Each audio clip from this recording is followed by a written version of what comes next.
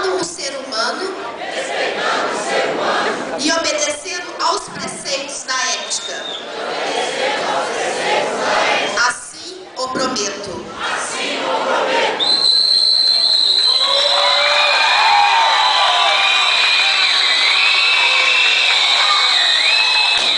Procederemos agora à chamada nominal dos formandos para a imposição do grau. Convidamos a professora Inara Barbosa Penelias, pró-reitora de Ensino Superior da Universidade de Uberaba, para conferir grau aos formandos.